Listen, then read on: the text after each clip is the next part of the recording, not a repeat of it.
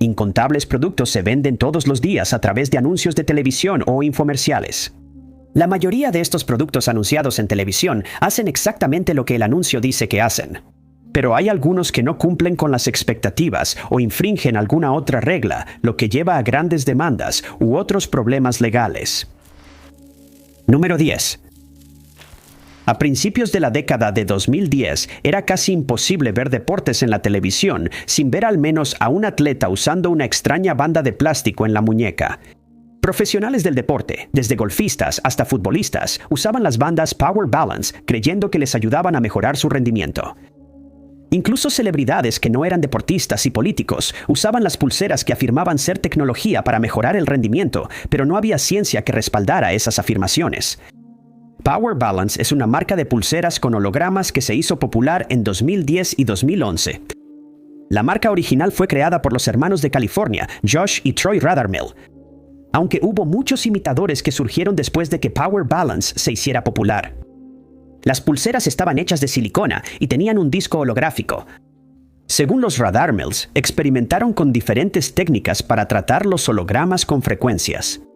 El resultado final fue un holograma que funcionaba con las energías naturales del cuerpo para aumentar el rendimiento físico de quien lo usaba. Afirmaban mejorar la flexibilidad, la agilidad y la fuerza. En el sitio web de la empresa, los videos mostraban a personas realizando una variedad de ejercicios sin las bandas Power Balance y luego repitiendo la prueba con la banda. En cada ocasión el rendimiento aumentaba. Las demostraciones rápidamente convencieron a muchos atletas y no pasó mucho tiempo antes de que se vieran en las muñecas de deportistas que participaban en el Super Bowl, las finales de la NBA y los Ashes. Con personas como la estrella de la NBA Shaquille O'Neal usando la pulsera, rápidamente se extendió a otros que pensaban que debía tener algún tipo de beneficio si deportistas destacados la usaban. Algunos miembros comunes del público vieron beneficios que tenían poco que ver con los deportes. Algunos la encontraron terapéutica para el dolor de artritis o simplemente para mejorar su equilibrio en general. Pero muchas personas eran escépticas sobre las afirmaciones que hacía Power Balance. La empresa no entró en detalles sobre la mecánica del propio holograma, ya que esta era información propietaria. Pero cuando las personas miraban de cerca el propio holograma, no parecía haber nada que realmente tuviera algún impacto físico en el cuerpo. Se realizaron múltiples estudios con sujetos de prueba usando pulseras Power Balance, bandas placebo y sin bandas en absoluto. Los estudios encontraron que no había ninguna diferencia entre la pulsera Power Balance y una banda de goma común. Los sujetos de prueba a menudo mejoraban cuando intentaban las pruebas por segunda vez, sin importar qué banda estuvieran usando, porque ya sabían en qué consistía la prueba y estaban mejor preparados. Quedó claro que la pulsera no era más que un placebo. Quienes realizaban los estudios querían dejar en claro que esto no significaba que la pulsera no mejorara el rendimiento, pero este efecto no tenía nada que ver con los hologramas y era completamente psicológico. En 2011 hubo una ola de demandas contra Power Balance por publicidad engañosa. La más destacada de estas vino de las autoridades australianas, quienes obligaron a la empresa a eliminar las afirmaciones falsas y engañosas sobre cualquier aumento en fuerza, potencia o flexibilidad. También se les obligó a eliminar la frase tecnología de rendimiento de toda su publicidad y empaques. Power Balance intentó insistir en que esto solo estaba relacionado con la publicidad en Australia, pero tuvieron que admitir que no había ciencia que respaldara sus afirmaciones. A medida que llegaban más demandas, la empresa se declaró en bancarrota y fue comprada por una compañía china a la que se le debía dinero por la fabricación de las pulseras. Número 9. La industria de la pérdida de peso vale más de $100,000 millones y crece cada año. La industria incluye tratamientos y terapias genuinas para ayudar a las personas a perder peso y estar en mejor forma física, pero muchos tratamientos no hacen exactamente lo que los anunciantes dicen que hacen.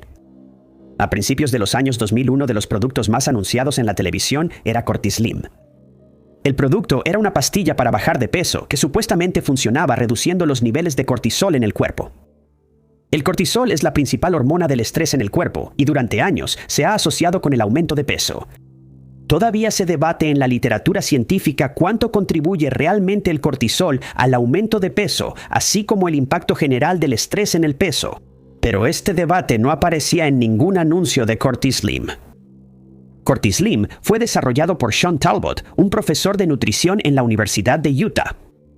Según Talbot, las tabletas podían interferir con las hormonas del estrés y detener el aumento de peso que causaban. La empresa detrás del producto trabajó con agencias de publicidad que fueron aún más lejos. No solo esta tableta detendría cualquier aumento de peso adicional causado por el cortisol, sino que también provocaría una pérdida de peso significativa y sostenida. Según los anuncios, todo esto estaba respaldado por la ciencia. Los clientes que podrían haber sido escépticos ante un anuncio que hacía estas afirmaciones se convencieron por la manera en que CortiSlim presentaba sus anuncios. Los infomerciales se presentaban en forma de un programa de entrevistas, lo que daba la impresión de que el presentador era una persona completamente independiente, entrevistando a los creadores de la pastilla para bajar de peso sobre el gran avance. Había muy poco en el anuncio mismo que sugiriera que se trataba de una promoción pagada. Pero ya desde 2004 la verdad sobre CortiSlim empezaba a salir a la luz. La FTC presentó una demanda por declaraciones falsas contra la empresa detrás del producto, ya que no había ninguna base científica detrás de sus afirmaciones. No solo CortiSlim no pudo proporcionar pruebas, sino que cualquier evidencia que existía parecía sugerir exactamente lo contrario de lo que afirmaba la empresa. En pruebas a ciegas, los participantes que tomaban un placebo en realidad perdieron más peso que aquellos que tomaban la supuesta pastilla para bajar de peso. Aún más inquietante que las mentiras sobre la pastilla de CortiSlim fue uno de los productos relacionados de la empresa, Cortistress. Antes de que fuera descontinuado, la empresa afirmaba que Cortistress podía tomarse para reducir el riesgo de osteoporosis, obesidad, diabetes, enfermedad de Alzheimer, cáncer y enfermedades cardiovasculares. Personas que intentaban proteger su salud futura gastaron decenas de millones de dólares en el producto, aunque no había evidencia de que funcionara. Después de más de un año, los creadores de CortiSlim aceptaron llegar a un acuerdo en el caso. Talbot argumentó que los anunciantes habían tergiversado su producto, pero aún así aceptó entregar $1.120.000 en activos que había obtenido a través de la venta de las pastillas. Se impusieron otras multas por $12 millones a los comercializadores de CortiSlim y Cortistress, pero muchas personas todavía están preocupadas de que esto no sea suficiente para evitar que la gente siga siendo engañada para comprar el producto. Se permitió que permaneciera en los estantes y se promovió como una herramienta que podría ayudar a perder peso como parte de una dieta saludable y una rutina de ejercicio. Con la confusión continua sobre cuánto impacto tiene el cortisol en el peso corporal, incluso un nombre como CortiSlim podría ser suficiente para que algunos hagan una inferencia sobre el producto, aunque no hubiera publicidad que hiciera esas afirmaciones. Los nutriólogos advirtieron en ese momento que las soluciones para perder peso no se podían encontrar en pastillas, especialmente no en aquellas que promovían métodos rápidos y fáciles como CortiSlim. Número 8. Don Lapre se ganó el apodo de El Rey de los Infomerciales. Sus programas de media hora se convirtieron en algunos de los infomerciales más vistos en la televisión y animó a muchas personas a iniciar sus propios negocios. Pero los esquemas para hacerse rico rápidamente de Lapre fueron demasiado lejos para las autoridades y finalmente fue arrestado por fraude. Lapre comenzó a aparecer en la televisión para promocionar el negocio de reparación de crédito que estableció con su esposa. Una demanda y otros desafíos legales llevaron a que el negocio fuera cerrado y a que Lapre fuera expulsado de la industria de servicios de crédito. Pero rápidamente se recuperó y cambió a negocios que ayudarían a otros a establecer sus propias empresas. En los años 90, Lapre inició un infomercial llamado El Programa para Ganar Dinero con Don Lapre. El programa estaba organizado como un talk show donde Lapre vendía sus últimos negocios y esquemas para hacer dinero. Se hizo más conocido por su afirmación de que ganaba $50,000 a la semana colocando pequeños anuncios clasificados en periódicos de todo el país. La premisa del esquema era que solo costaba una pequeña cantidad colocar estos anuncios. La mayoría de las personas ni siquiera los verían, mucho menos responderían a ellos. Pero al colocar tantos anuncios, obtendrían suficiente atención para mantener un negocio exitoso. Lapre presentó este esquema y otros en un paquete que venía con un folleto, cintas de audio con grabaciones instructivas y consejos sobre cómo colocar anuncios. Los paquetes solo le costaban unos cuantos dólares para armar, pero se vendían por alrededor de 80. Los paquetes no infringían ninguna ley, pero los consejos que daban en ellos normalmente no valían el dinero gastado. Aunque podrían parecer estafas, los paquetes sí motivaron a algunas personas a iniciar su propio negocio. La mayoría no tendría éxito solo con los consejos de Lapre. Pero con la motivación adecuada, las personas podían ganar una cantidad decente de dinero a través de estos esquemas. Lapre empezó a meterse en problemas legales cuando sus esquemas para ganar dinero pasaron a centrarse en un nuevo producto. Entre 2004 y 2007, Lapre comenzó a vender un producto que él llamó la mejor vitamina del mundo. Él afirmaba que esta vitamina podía ayudar con múltiples enfermedades, incluyendo diabetes, derrame cerebral, cáncer y artritis, pero en realidad solo era una vitamina común. Las afirmaciones causaron problemas con la FDA, que tuvo que advertirle varias veces que dejara de hacer afirmaciones falsas. Pero la vitamina en sí no era lo principal que la PrEP estaba vendiendo. Él promovía un negocio donde las personas podían comprar la vitamina para luego venderla ellas mismas. Los clientes podían comprar un sitio web para ayudar a vender el producto. Estos no eran efectivos y estaban llenos de ventanas emergentes y banners publicitarios. Los clientes también podían recibir paquetes para ayudar a vender el producto en persona. En esencia, la mejor vitamina del mundo era un esquema piramidal. La PrEP recibió múltiples quejas sobre este esquema y finalmente fue frenado en 2007. Pero eso no sería el final del asunto. Aunque las afirmaciones sobre la vitamina eran completamente ficticias, la PrEP logró engañar al menos a 220,000 personas para que entraran en el esquema piramidal. En 2011 fue acusado de múltiples cargos de fraude y lavado de dinero promocional. Fue arrestado, pero perdió la vida antes de poder enfrentar el juicio, dejando tras de sí un legado mixto. Número 7. La empresa de calzado Skechers contrató a celebridades como Kim Kardashian y Brooke Burke para promocionar sus últimos zapatos, afirmando que tenían beneficios únicos para la salud y el acondicionamiento físico que no se podían encontrar en ningún otro zapato.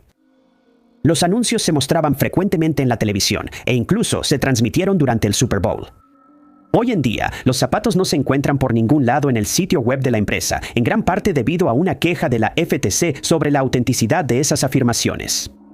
Los Shape-Ups de Skechers eran un zapato único que supuestamente estaba diseñado para mejorar la condición física y la apariencia general de quien los usaba. El principal atractivo era la suela redondeada del zapato, que estaba diseñada específicamente para ser ligeramente inestable. Esto significaba que quien los usara tendría que caminar y pararse de manera diferente para mantenerse estable. Según los anuncios y el material promocional, este pequeño detalle significaba que quien los usara obtendría los beneficios de un entrenamiento de gimnasio solo por usar los zapatos en la casa o durante sus rutinas diarias.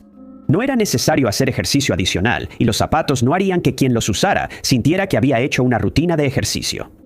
Pero después de solo un corto periodo de usarlos, notarían los beneficios en los músculos de la parte inferior del cuerpo y una mejora en su postura.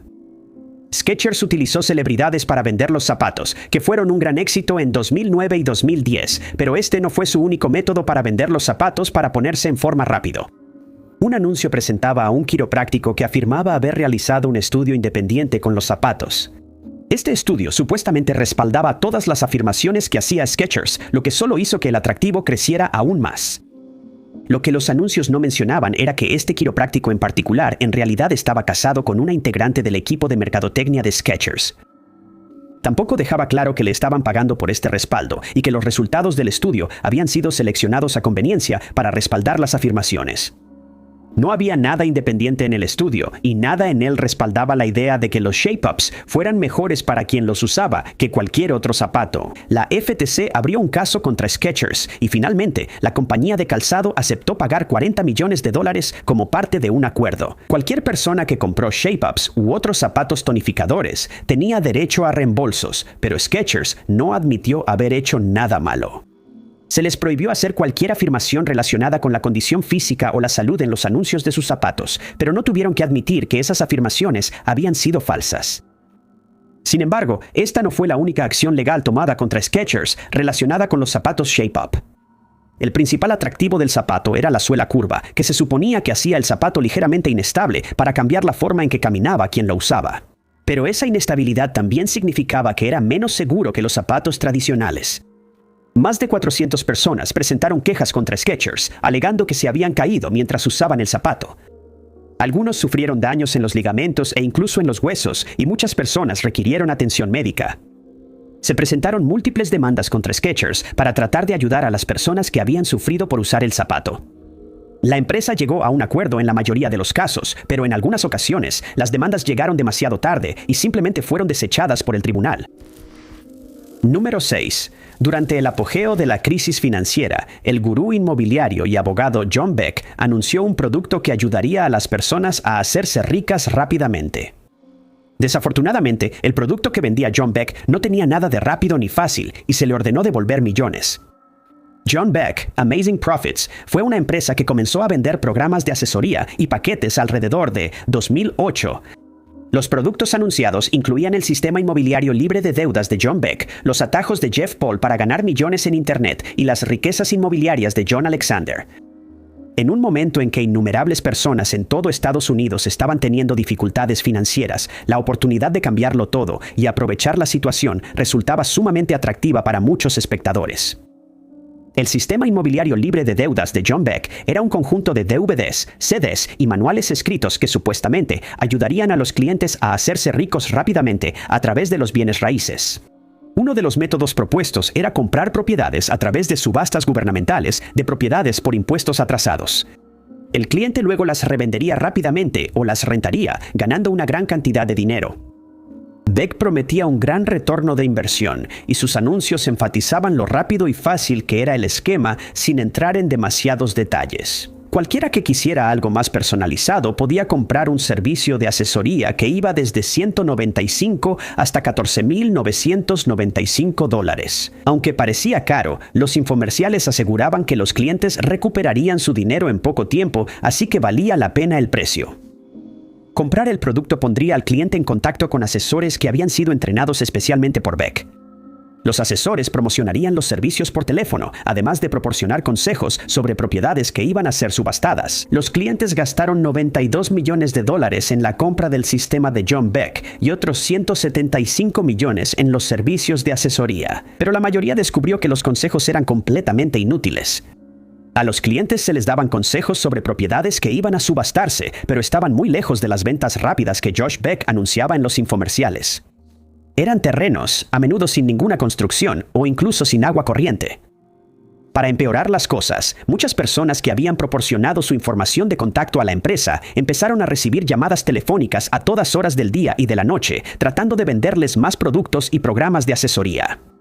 Incluso después de que se les pedía que no los contactaran de nuevo, la empresa simplemente seguía llamando. ¿Algo que es ilegal? En 2009, la FTC interpuso una demanda contra Beck y los otros hombres que formaban parte de John Beck Amazing Profits. Algunos clientes habían grabado llamadas telefónicas que se reprodujeron en la corte. Las tácticas de ventas agresivas, así como el hecho de que la mayoría de los clientes perdieron dinero en lugar de ganar algo, llevaron a fuertes multas contra Beck y los otros acusados. Aunque Beck no fue el único involucrado, el hecho de que su nombre estuviera asociado al producto le daba un aire de legitimidad. Había hecho campaña contra los estafadores durante años. Buscar su nombre en línea mostraba otras fuentes confiables que lo recomendaban por sus consejos y su experiencia en bienes raíces y derecho.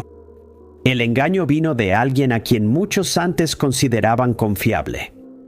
El veredicto contra Josh Beck, Amazing Profits, llegó en 2012, pero no fue hasta 2025 que la FTC comenzó a enviar pagos a las personas que pagaron por los programas para ganar dinero y de asesoría. Mientras tanto, Beck prácticamente ha desaparecido.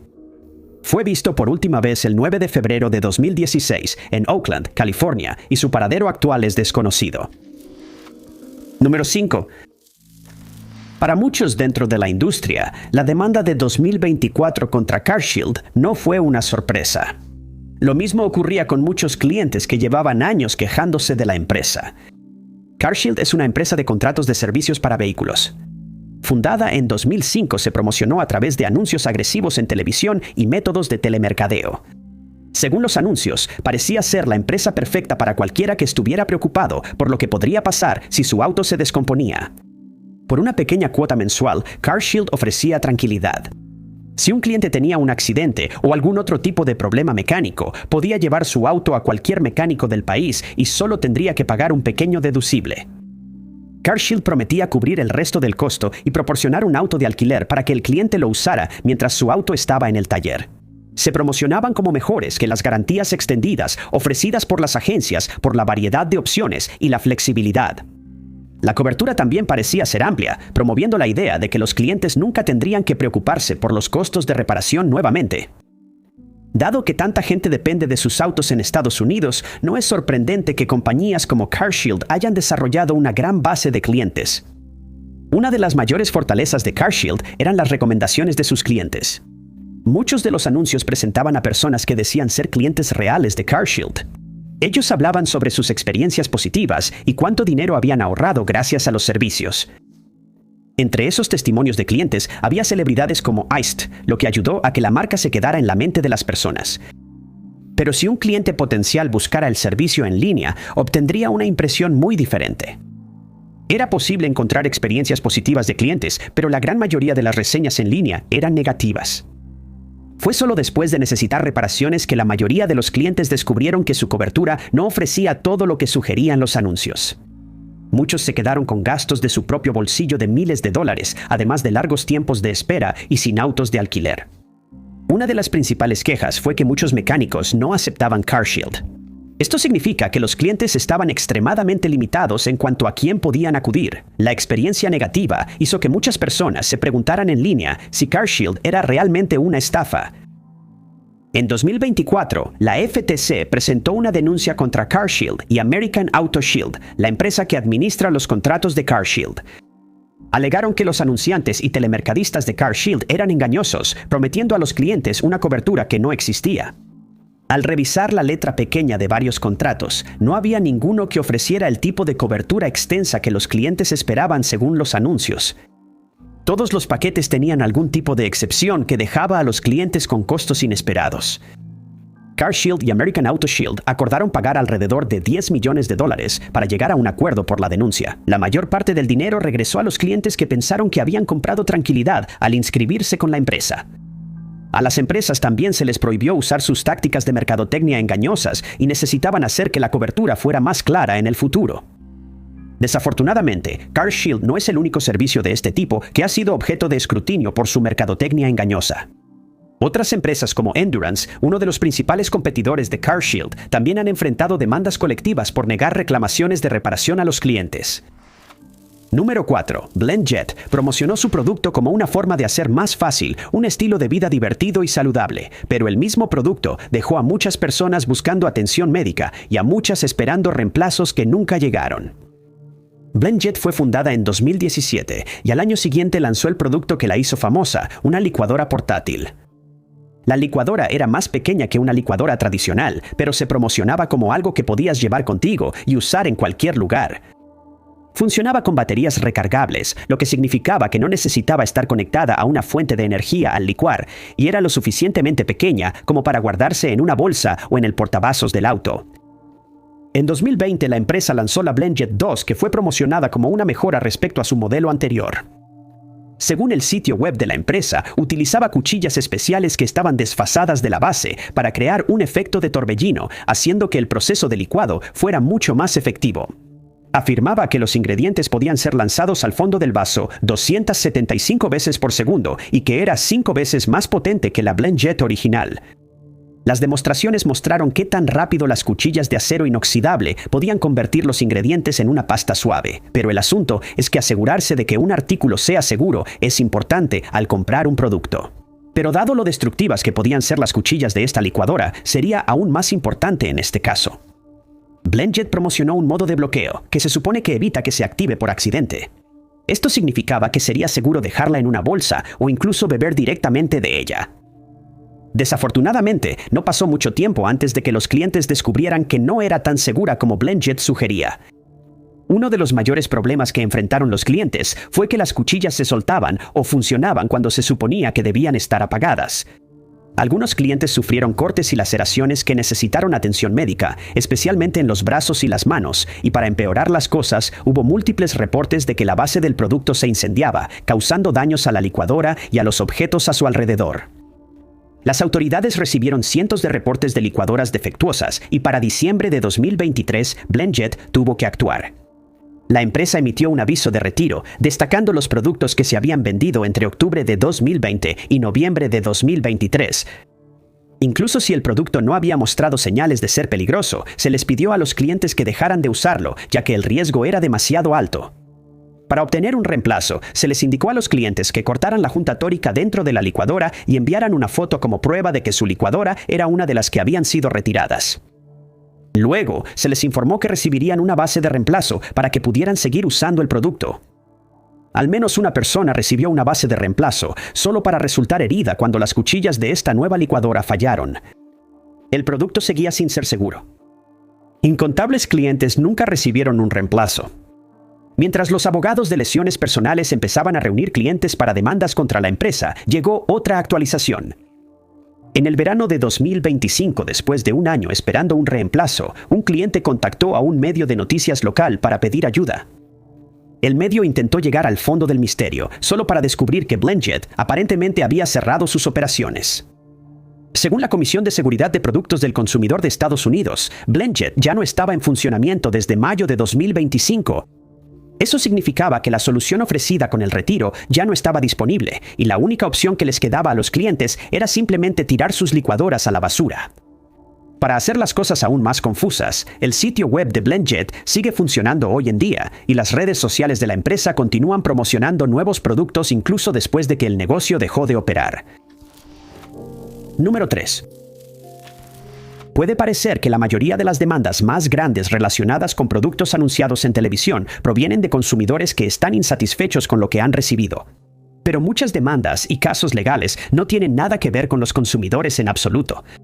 En cambio, se dan entre distintas empresas con productos similares, discutiendo sobre si su idea de producto fue robada. La empresa Telebrand se encontró en el centro de muchas de estas controversias. Telebrand fue la primera empresa en anunciarse con el logotipo de Visto en TV. Promueve productos que van desde los lentes de sol Ambrosia hasta Pocket Hose. Hoy en día, la empresa se llama Bulbhead, pero sigue siendo la misma organización que existía en los años 80. A finales de la década de 2010, Telebrand comenzó a promocionar una serie de productos que estaban diseñados para llenar rápidamente varios globos de agua al mismo tiempo. El más famoso de estos fue el juguete Battle Balloons, pero también había otros diseños que se comercializaban para diferentes públicos. El diseño era sencillo, consistía en una serie de tubos que podían conectarse a globos de agua, todos unidos a una sola abertura que se conectaba a una manguera. Esto no solo llenaba los globos de agua rápidamente, sino que los propios globos se sellaban solos. Estaba diseñado para crear 100 globos de agua en un minuto, haciendo que las guerras de agua fueran mucho más fáciles para las familias grandes. Pero mientras los Battle Balloons y productos similares se exhibían en estantes de todo Estados Unidos, otra empresa intentaba vender el mismo producto. Años antes, Josh Malone tuvo la idea del juguete después de pasar horas haciendo globos de agua para sus 8 hijos. Él quería algo que pudiera hacer el trabajo más rápido, y no había nada en el mercado. Él diseñó el racimo de globos, un juguete que se parecía sorprendentemente al globo de batalla de Telebrand. Malone promocionó el juguete en Kickstarter y finalmente consiguió financiamiento. A través de la empresa Zero in Tennis Enterprises, Malone comenzó a fabricar su producto, solo para descubrir que la oferta de Telebrand ya estaba en los estantes de las tiendas. Según Malone, alguien en Telebrand había estado monitoreando su campaña de Kickstarter. Un representante de la empresa fue uno de sus primeros clientes y usaron su diseño para crear su propio juguete. Esto fue mientras Malone tenía una patente para la idea. En 2017, el director ejecutivo de Telebrand, Ajay Kubani, dijo que no había patentes aplicables ni solicitudes de patentes publicadas cuando introdujeron su primer juguete de globos de agua. Afirmaron que no tenían razón para creer que no podían crear Battle Balloons o cualquiera de sus productos similares. Malone y las empresas con las que trabajaba no estuvieron de acuerdo con la afirmación. Durante un proceso que duró 4 años, argumentaron que no solo Telebrand había infringido su patente, sino que la empresa lo había hecho a sabiendas. Al principio, Telebrand intentó modificar su diseño para hacerlo lo suficientemente distinto como para que la patente no importara, pero estaba claro que seguía siendo el mismo producto que funcionaba con los mismos principios que el juguete Bunch o Balloons. Al final, un jurado determinó que Telebrand había infringido la patente a sabiendas y otorgó fuertes indemnizaciones a Malone y a la empresa Zero in Tennis Enterprises. Un juez decidió ir un paso más allá. Telebrand había sido obstruccionista durante todo el proceso y el juez duplicó la cantidad de dinero que la empresa tendría que pagar. Al final de la prueba, Malone recibió una indemnización de unos $31 millones, parte de los cuales tuvieron que ser pagados por las tiendas que habían vendido los juguetes falsificados. Número 2. En 2008, empezaron a aparecer anuncios en la televisión promocionando una técnica tradicional japonesa que supuestamente tenía increíbles beneficios para la salud. Los parches para pies Kanoki se aprovecharon del miedo a las sustancias dañinas en el agua y el aire, animando a los consumidores a comprar su producto para protegerse de una gran cantidad de enfermedades. La campaña publicitaria engañosa les hizo ganar millones de dólares, pero también llevó a una investigación de la FTC que les quitó todo. Kanoki realizó numerosas campañas publicitarias en televisión y en línea para promocionar su producto. Un anuncio preguntaba si el espectador se estaba envenenando con toxinas inevitables de los alimentos, el agua y el aire. Este era un miedo que estaba creciendo en ese momento, especialmente a medida que más y más personas comenzaban a entender cuántos químicos dañinos y peligrosos se habían liberado en el medio ambiente a través de la contaminación. Para deshacerse de las toxinas y aliviar una larga lista de síntomas, los anuncios promovían un antiguo secreto japonés para gozar de perfecta salud. El producto era una almohadilla adhesiva que se colocaba en el pie durante la noche. Según los anuncios, extraía sustancias químicas tóxicas a través de los pies mientras la persona dormía, dejándola más saludable y renovada por la mañana. Estas toxinas incluían metales pesados, desechos metabólicos, celulitis e incluso parásitos. Los anuncios mostraban una almohadilla Kanoki usada cubierta de una sustancia marrón, supuestamente resultado de extraer todas las toxinas dañinas del cuerpo de una persona. Pero esta no era la única evidencia presentada para afirmar que las almohadillas para pies realmente funcionaban. Los comerciales también presentaban gráficos, que supuestamente eran los resultados de pruebas de laboratorio a las que se sometieron los usuarios. Los gráficos mostraban una reducción significativa en plomo, mercurio y asbesto. No es sorprendente que muchas personas se preocuparan por su salud y por lo que estaban poniendo en sus cuerpos y que fueran atraídas por los anuncios. Incluso aquellos que admitieron que no podían entender exactamente cómo funcionaban las almohadillas para los pies podían dejarse llevar por la evidencia de que sí funcionaban. No solo eran las propiedades desintoxicantes lo que hacía atractivo al producto. Se promocionaba como un tratamiento para la presión arterial alta, la depresión y otras afecciones médicas. Alguien que realmente sufre de estas afecciones podría estar dispuesto a probar cualquier cosa para deshacerse de ellas. Pero desafortunadamente, toda la evidencia presentada en los anuncios era completamente inventada. No había ninguna evidencia real detrás de las afirmaciones que Kanoki estaba haciendo. Los experimentos demostraron que era una reacción química con el sudor humano normal, lo que hacía que las almohadillas para los pies se volvieran negras o marrones. Incluso el agua del grifo o el vapor podían provocar la misma reacción, demostrando que el cambio de color no tenía nada que ver con alguna sustancia dañina que pudiera haber sido extraída del cuerpo. Los resultados de laboratorio que aparecían en pantalla también eran falsos, y no existía ningún estudio científico real que respaldara las afirmaciones que hacían los anuncios. En 2009, la FTC inició un caso contra los comercializadores de las almohadillas para pies Kanoki. Fueron acusados de publicidad engañosa y después de un largo proceso judicial, se ordenó a los fabricantes de las almohadillas para pies que dejaran de vender cualquier dispositivo que afirmara tratar alguna enfermedad, tener beneficios para la salud o que se promocionara de esa manera. También se les ordenó pagar $14.5 millones. Después siguió una demanda colectiva en la que los clientes recibieron el reembolso de los productos, los cuales no funcionaban. Número 1.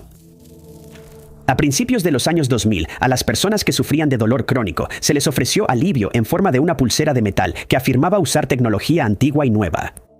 Los infomerciales nocturnos hicieron que la pulsera Curay se convirtiera en uno de los dispositivos de alivio del dolor más conocidos y la empresa detrás de ella ganó millones de dólares. Pero los estudios demostraron que no era más efectiva que un placebo. QT, la empresa detrás de la Curay, fue fundada por Andrew Park en mediados de los años 90. Park afirmó que se topó por primera vez con una pulsera para aliviar el dolor en Barcelona en 1994 y que de inmediato le ayudó a reducir su dolor lumbar. En pocos años, él ya estaba vendiendo sus propias pulseras que supuestamente aliviaban el dolor en cualquier parte del cuerpo. Según la mercadotecnia de Curay, el metal había pasado por un tratamiento de ionización, lo que le daba el poder de aliviar el dolor. Lo hacía utilizando los mismos flujos y canales de energía que la medicina tradicional china, como la acupuntura. El Curay estaba diseñado para usarse sobre los mismos puntos de la muñeca que la acupuntura, lo que permitía que el metal ionizado optimizara la energía positiva natural del cuerpo. Como muchos productos de salud anunciados en televisión que resultaron ser fraudes, el Curay parecía tener la ciencia de su lado. En un infomercial, trajeron a un quiropráctico e investigador de la Universidad de Ciencias de la Salud, un título que aparentemente le daba cierta legitimidad a su opinión. La Universidad Nacional de Ciencias de la Salud es una escuela privada que ofrece títulos en medicina naturopática y acupuntura. El quiropráctico usó un dispositivo de imágenes termográficas infrarrojas para observar a una persona que llevaba una pulsera Curay. La imagen mostró que el cuerpo estaba caliente y por lo tanto dolorido antes de que se usara la pulsera. Pero cuando el paciente llevaba la pulsera, el cuerpo se enfrió y el dolor disminuyó. Pero estudios más profundos demostraron que no había nada en el Curay que ofreciera alivio del dolor. Un estudio de la Clínica Mayo mostró que las personas que sufrían dolor sí experimentaron algo de alivio al usar la pulsera, pero no fue mayor que el alivio que experimentaron al usar un dispositivo placebo. Los investigadores se sorprendieron de cuánto alivio del dolor proporcionaba un placebo, pero no les sorprendió que no hubiera nada en el dispositivo Cry en sí que ayudara con el dolor. Incluso el quiropráctico que apareció en el infomercial no creía que hubiera algo en el Cry que hubiera causado el alivio del dolor que él observó, aparte del hecho de que el paciente creía que estaba haciendo algo. La FTC inició un caso contra QT. En el tribunal, el creador del dispositivo admitió que la única razón por la que usó la frase ionizante fue porque Polaroid le prohibió usar polarizante. La ciencia que se utilizó para la creación de su dispositivo milagroso era completamente ficticia. A pesar de esto, sus abogados argumentaron que las personas sí experimentaron alivio del dolor y la evidencia estaba ahí.